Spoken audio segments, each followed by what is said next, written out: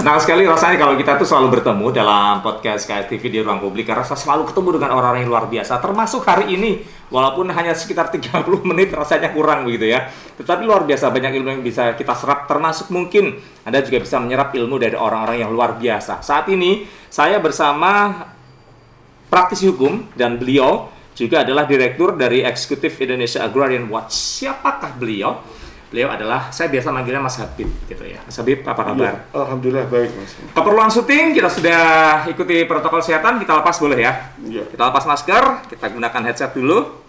Nah, mudah-mudahan hari ini akan bisa menjadi hari yang luar biasa karena susah sekali ketemu dengan yang namanya Mas Habib.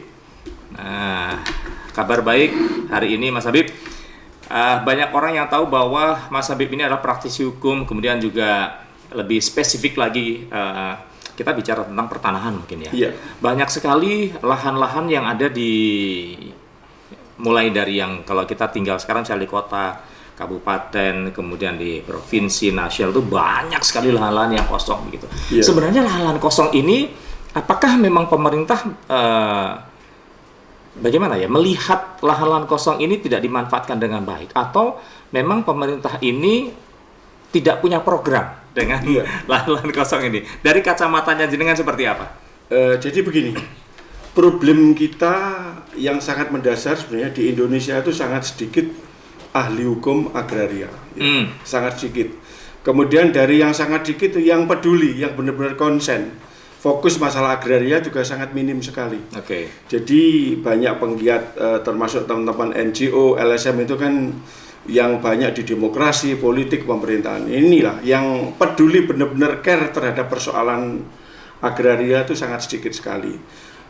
Kemudian saya dengan teman-teman coba membuat semacam wadah, beberapa ahli agraria di Indonesia membuat wadah yang namanya IAW, Indonesia Agrarian Watch. Kemudian saya dipercaya sebagai direktur eksekutifnya. Kantor saya di Kebon Sirih, Jakarta Pusat. Okay. Jadi intinya begini, coba dari IAW itu membuat semacam konsep ya. Saya menulis sebuah konsep tentang revolusi agraria. Jadi bukan hanya reformasi, artinya reforma agraria, tapi persoalan agraria ini adalah harus dilakukan revolusi. Karena problemnya sudah sangat akut. Temuan kami dari IAW itu secara global, secara nasional itu ada hampir 29 juta tanah itu terlantar. 92 juta hektar. 29 juta. 29 juta lahan itu adalah terlantar, tidak ditanami. Untuk di Jawa mungkin sebagian besar adalah lahan-lahan perhutani. Lahan perhutani yang ditanami nggak lebih dari 25%. Artinya yang 75% masih terlantar. Belum lahan-lahan hak perorangan yang selama ini juga jumlahnya luar biasa. Kita lihat aja di Kediri.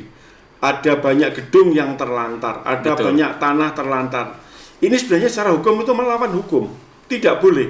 Undang-undang kita itu melarang menterlantarkan tanah, membiarkan tanah tidak boleh. Aspek hukumnya begini, saya coba ini membaca di dalam pasal 33 Undang-Undang Dasar 45. Karena kalau ngomong agraria, kita adalah dasar konstitusional kita adalah pasal 33. Bumi, air, dan ruang angkasa serta kekayaan alam yang terkandung di dalamnya dikuasai oleh negara dan dipergunakan sebesar-besarnya untuk kemakmuran rakyat. Nah ini, konstitusi kita sudah benar, hanya pelaksanaannya zero. Artinya bahwa bumi, air, dan kekayaan alam itu dikuasai oleh negara. Dan tujuannya apa? Adalah untuk kesejahteraan dan kemakmuran rakyat secara keseluruhan. Nah ini, makanya ini dari sana kemudian gini, yang fatal lagi begini, di dalam ini sudah menjadi salah kaprah ya Mas ya. Ini di dalam pasal 4 UUPA. Artinya termasuk tanah negara, termasuk tanah perorangan, baik itu hak milik HGB itu sebenarnya bukan dimiliki, bukan.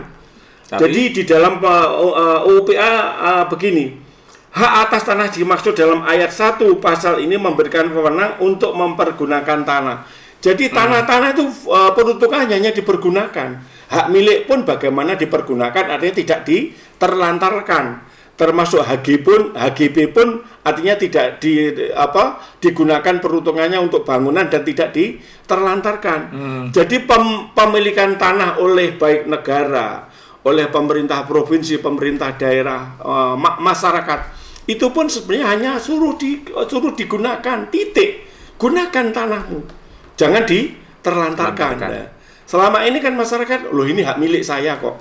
Loh hak milik saya tapi Anda peruntukannya hanya untuk menggunakan, bukan memiliki. Paham ya, Mas Yuli ya? Problemnya ini, yang memahami hukum agraria itu sangat sedikit sekali. Termasuk ini andai kata, maaf ya, saya sudah membuat kajian ilmiah. Andai kata revolusi agraria ini dijalankan, konsep saya revolusi agraria, APBN kita tuh surplus 7.500 triliun setiap tahun. Dari mana? Pemanfaatan lahan kosong. 29 juta kalau ditanami katakanlah per hektar, ditanami gampang sengon saja ya. Itu sudah saya hitung 1 tahun kurang lebih hampir 2.500 triliun hasilnya. Ditanami kayu, kemudian kayunya diolah, apalagi diekspor, sudah 2.500 triliun. Kita tahu, yang kedua contohnya begini. Sekarang kan masalah tambang. Tambang itu kan masyarakat ngambil pasir kan sesuka-sukanya. Ya. Kalau kita melihat konsep pasal 33 dikuasai negara, mestinya orang mengambil pasir harus membayar pada negara. Katakanlah per kubik Rp1.000 atau berapa ya. Itu kan sama. Termasuk ngambil air, Mas. Selama ini perusahaan air mineral, saya sudah membuat penelitian 1,6 mililiter air mineral ya. Itu hanya butuh modal Rp350. Jadi dia membayar retribusi kepada provinsi itu lebih kurang hanya sekitar per 1,6 itu nggak sampai Rp200. Kemudian PPh PPN-nya mungkin nggak sampai Rp100 Mas ya per 1,6. Kemudian kemasannya saya hitung paling banyak Rp400 lah. Jadi investor yang mengelola air mineral itu modal utamanya kurang lebih 1,6 hanya Rp400. Modal yang pada satu sisi dijual itu sudah sekitar Rp5.000. Betapa besar untungnya investasi. Mestinya itu kan juga beli. Air mineral mestinya kan juga beli pada negara. Makanya saya usulkan negara itu mestinya membentuk bank air. Tujuannya setiap investor yang ingin memanfaatkan air untuk bisnis itu harus membeli bukan membayar, membeli kepada negara. Ya, per liternya karena Rp1.000 itu saya hitung dari penjualan air mineral yang dilakukan oleh perusahaan-perusahaan air mineral kurang lebih hampir 200 sampai 300 triliun tiap tahun. Sebenarnya negara kita itu kaya. Lah ini bagi saya sebenarnya intinya begini ya. Sebenarnya itu bukan salah bunda yang mengandung ya. Intinya begitu. Tapi salah kelola. Negara ini menurut saya itu adalah salah pengelolanya. Karena memang ya maaf ya, saya sudah mengusulkan konsep revolusi agraria itu mulai Pak SBY dulu, mulai Pak Jokowi ya hanya dikumpulkan. Mungkin salah satu sekarang yang dijalankan Pak Jokowi adalah PTSL. PTSL ini sebenarnya konseptornya kan dari IAW ya, Indonesia Agrarian World. Bahwa IAW sudah mengusulkan Pak Jokowi, IAW itu bisa mengurus sertifikat secara nasional maksimal 3 tahun. Seluruh bidang tanah di Indonesia bisa disertifikatkan gitu. Artinya gitu ya. Sebenarnya bagaimana sekarang memanfaatkan lahan-lahan terlantar ini? Sebenarnya gini loh. Baik pemerintah daerah, perseorangan yang menterlantarkan tanah itu bisa diambil alih oleh negara. Karena pasal 33 adalah dikuasai oleh negara. Mestinya ini segera diambil. Kayak di kota Kediri lah, negara itu mungkin bisa didelegasikan kepada pemerintah provinsi, bisa kabupaten kota, termasuk ini kalau nggak dimanfaatkan, akhirnya tanah terlantar ini kan menjadi tidak mewujudkan kesejahteraan kepada rakyat Indonesia ya. Dan gini Mas, di pasal 20 UU PA dan pasal 27, pasal 23 itu bahwa seseorang itu kehilangan hak milik hapus ya. Saya punya hak milik, sertifikat hak milik hapus. Karena salah satunya dilepas oleh yang bersangkutan, diserahkan pada negara. Yang paling akhir hak milik hapus karena diterlantarkan. Jadi orang punya sertifikat hak milik itu akan hapus sertifikatnya kalau diterlantarkan. Bagaimana batasan penelantaran tanah? Kalau menurut beberapa teman-teman ahli agraria itu, tanah itu dianggap terlantar kalau dibiarkan lebih dari 5 tahun. Berarti itu bisa diambil oleh negara. Monggo silahkan. Ini kalau kita bicara tentang penelantaran tanah ataupun lahan begitu ya, kita bicara di skupnya di lokal, di daerah misalnya. Apakah ini juga harus melalui satu prosedur bahwa pengolahan atau pemanfaatan lahan yang kosong ini memang harus dari pusat? Ataukah memang daerah itu sudah punya hak untuk bisa mengelola lahan yang ada di wilayahnya masing-masing? Mestinya pemerintah daerah adalah bagian dari pemerintah pusat. Pemerintah pusat adalah bagian dari negara. Artinya pemerintah daerah mestinya bisa mengambil alih itu. Semestinya itu di pemerintah daerah itu ada namanya badan atau mungkin dinas pertanahan Kabupaten Kediri, dinas pertanahan Kota Kediri, yang tujuannya adalah menginventarisasi tanah-tanah terlantar. Lah tanah terlantar seperti apa konsepnya? Apakah dikelola oleh daerah itu sendiri, dikerjasamakan suatu misal dengan teman-teman dari TNI, teman-teman dari Polri, atau dikerjasamakan dengan investor dari luar negeri, dikelola. Yang penting bagaimana sebenarnya menterlantarkan tanah itu secara hukum tidak boleh, dilarang keras. Bahkan konsekuensi hukumnya adalah menterlantarkan tanah itu seseorang akan kehilangan hak miliknya atau hak guna bangunannya. Dari IAW sendiri melihat bahwa Badan Pertanahan sendiri sudah melakukan itu atau belum? Maksudnya apakah Badan Pertanahan hanya menginventarisir saja, ataukah juga mereka punya hak untuk mengusulkan ke pemerintah daerah bahwa ini loh tanah kosong, silahkan dikelola atau seperti apa IAW melihat?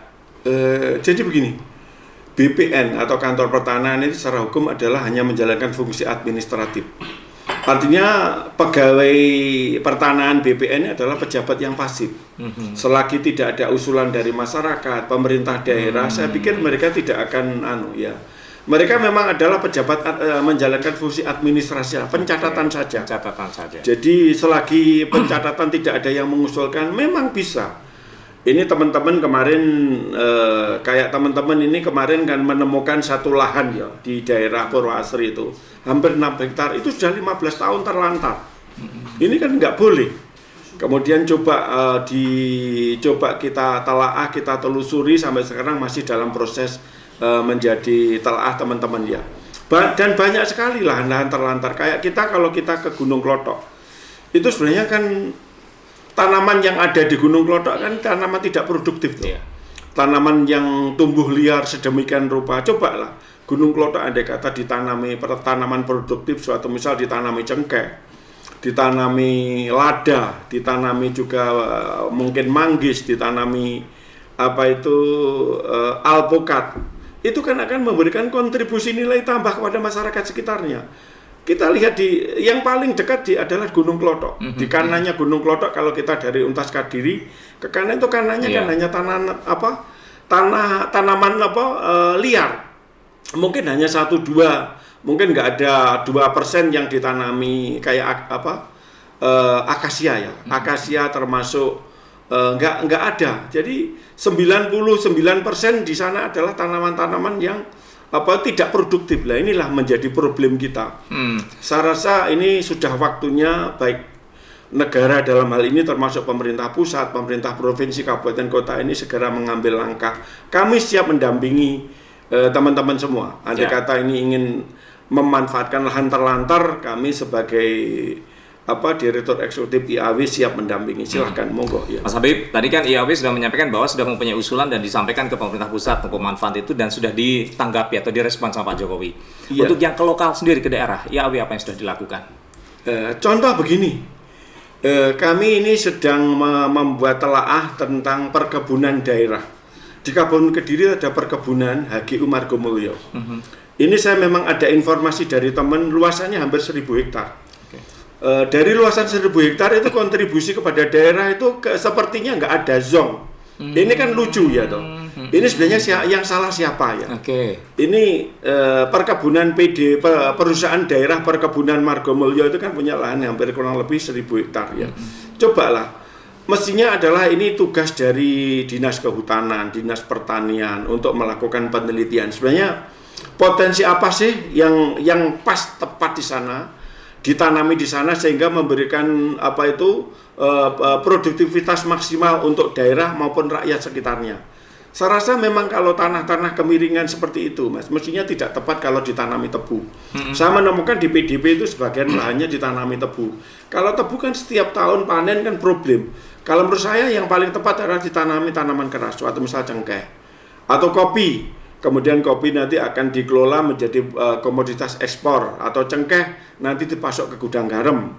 Ini sebenarnya kan menjadi luar biasa daripada gudang garam beli cengkeh dari mana, dari Sulawesi, dari mana, Maluku. Kenapa daerah tidak menyiapkan sendiri? Prinsipnya sebenarnya bagi saya gini, ada tidak enggak sebenarnya goodwill dari pejabat daerah. Baik kalau di kabupaten kota, bupati sampai kepala dinas, ada enggak keberpihakan kepada rakyat, ada enggak? Ini kan sebenarnya kan menyangkut keberpihakan pada rakyat. Kalau memang nggak ada ya sudah, artinya anak cucu kita nanti akan seperti apa? Kan menjadi problem ya. Artinya, Mas Habib, kalau misalnya pemerintah ini tidak mampu untuk melakukan hal itu, boleh nggak sih hukumnya seperti apa? Saya nggak tahu, mungkin Mas Habib bisa menjelaskan bahwa lahan itu mungkin dilelang, dikelola oleh swasta misalnya seperti itu. Ya memang mungkin ini saya coba membuat terobosan ya. Saya dengan teman-teman ini sedang merintis, kebetulan saya kan juga diminta teman-teman dari Dikopin Kabupaten Kediri menjadi pengurus Dikopin. Saya akan melibatkan teman-teman koperasi, baik itu koperasi primer, sekunder, untuk mungkin masuk ke sana. Jadi boleh, Mas, jadi gini loh. Ini problem kita kan gini, Mas ya. Hukum maaf loh ya, kita ngomong hukum ya. Pemahaman hukum pejabat kita itu sangat rendah. Ini saya kritik ya. Di dalam hukum kan ada asas.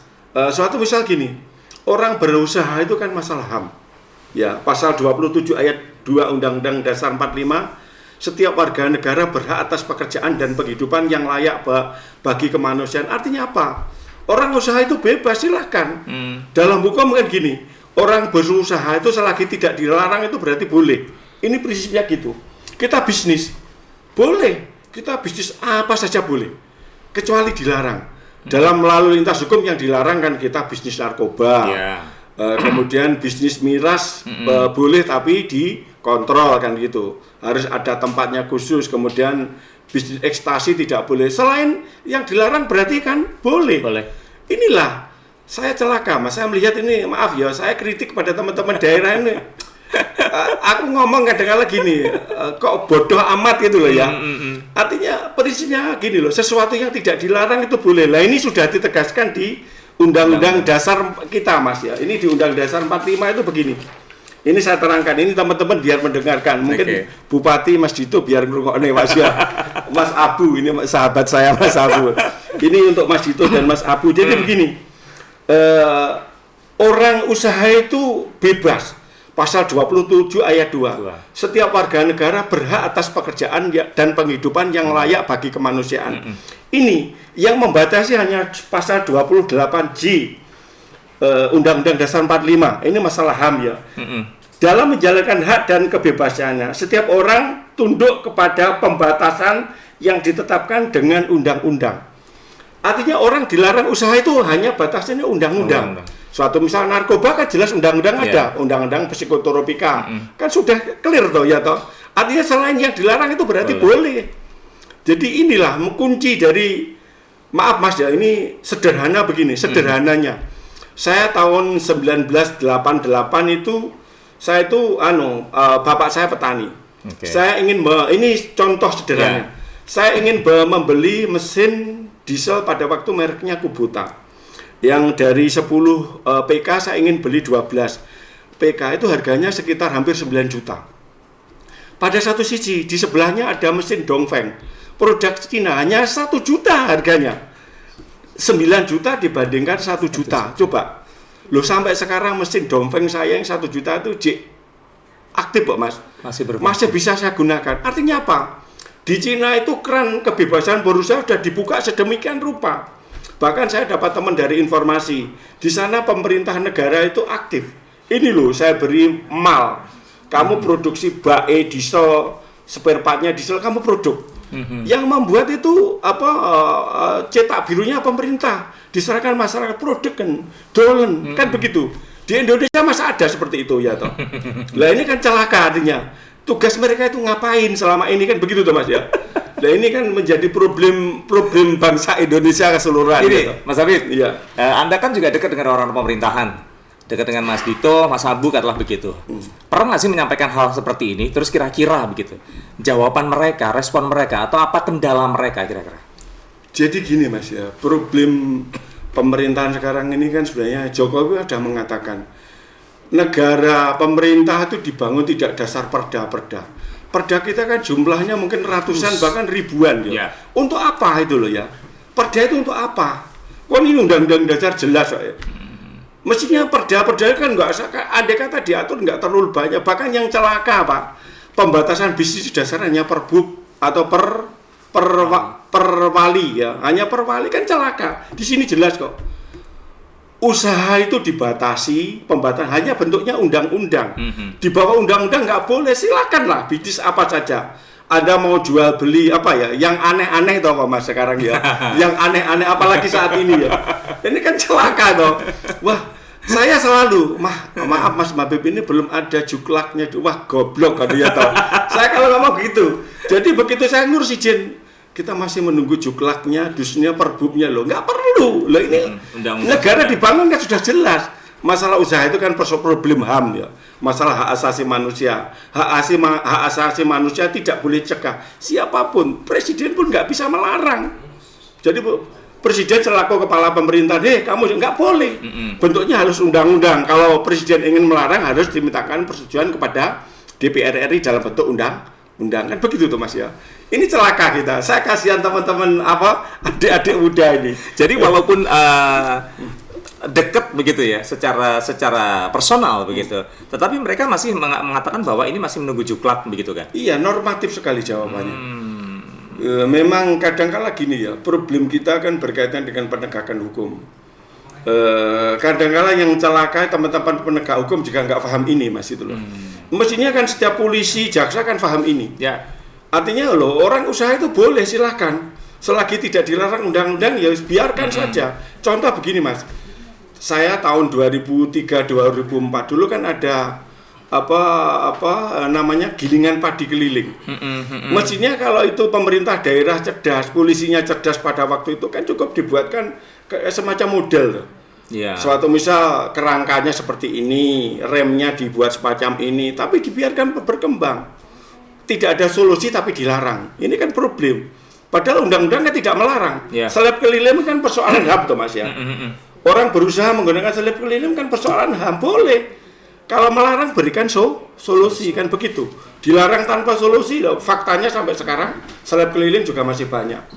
Kan gitu Mas ya. Ini problem kita bersama. Monggo saya sebenarnya siap mendampingi teman-teman pengusaha yang terutama pengusaha baru yang mengalami problem baru, silahkan kami siap mendampingi. Ya. Nah, tapi kalau kita bicara tentang tanah begitu, banyak kita lihat ya di kota Kediri juga banyak lahan-lahan kosong yang tidak dimanfaatkan. Ya. Nah, ini sebenarnya dari sisi hukumnya sendiri pemerintah kota ataupun pemerintah daerah melihatnya seperti apa? Apakah ini memang ada sanksinya kalau misalnya tidak dimanfaatkan secara baik? Kayak misalnya kita tahu di Surabaya dulu kan, Bu Risma waktu itu bilang bangunan lama kalau nggak dimanfaatkan harus diruntuhkan, misalnya begitu. Betul. Nah, kalau di daerah-daerah apakah itu memang harus menjadi, kita nggak bicara tentang Bu Rismanya, bicara politiknya, tapi bicara tentang ketegasan dan konsepnya. Ini seperti apa kira-kira? Ya memang harus seperti itu. Kita nggak jauh di Golden. Golden kan sampai sekarang terlantar. Kenapa nggak dibangun? Mestinya kalau saya jadi Mas Abu loh, saya bangun, disewakan. Ada kata nanti timbul persoalan hukum ya, yang dimenangkan siapa. Kalau itu haknya Pemkot silakan ya toh. Dilanjut. Kalau enggak ya yang kan harus mengganti bangunannya. Jadi begini, hukum pertanahan kita itu menganut konsep pemisahan horizontal Mas artinya. Artinya bahwa hak atas tanah itu tidak secara merta-merta, tidak secara serta-merta bahwa bangunan adalah bagian dari tanah itu tidak. pemilik tanah bisa beda dengan pemilik bangunan, boleh. Karena asas hukum kita adalah menganut pemisahan horizontal ya. Kalau sudah tanahnya jelas ya dimanfaatkan, jangan diterlantarkan.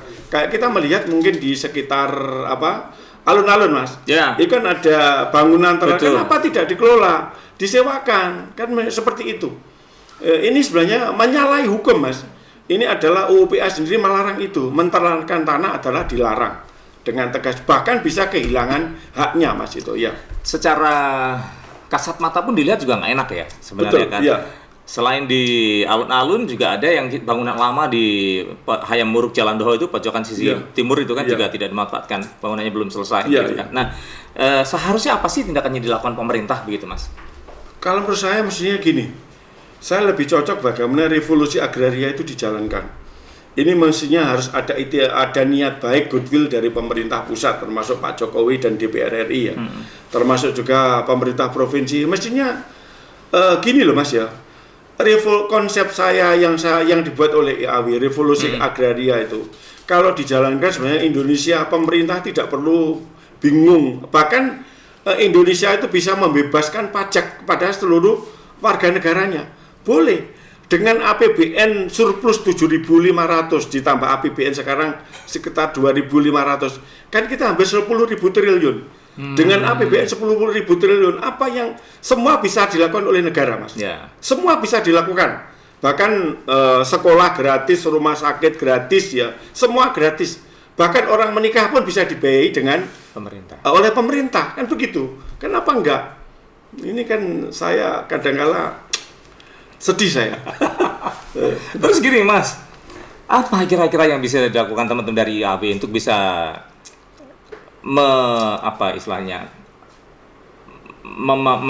membuat satu revolusi itu berhasil? Jadi gini Mas, konsep revolusi agraria itu kan juga berkaitan dengan masalah politik ya. Saya minggu kemarin dari Jakarta, naskah akademik revolusi agraria sudah sampaikan ke Wapres Pak Ma'ruf Amin, termasuk stafnya Pak Ma'ruf. Coba ini dijalankan. Bahkan kapan hari saya sudah bersurat lagi Pak Jokowi ini loh, dalam rangka mengatasi COVID-19 ini, ayolah kita jalankan revolusi agraria. Konsepnya jelas. Kami siap mendampingi pemerintah. Konsep revolusi agraria itu kan akhirnya outputnya kan banyak Mas. Salah satunya adalah akan didirikan bank tanah Mas ya. Dengan didirikan bank tanah, apa objek bank tanah? Salah satunya adalah lahan terlantar.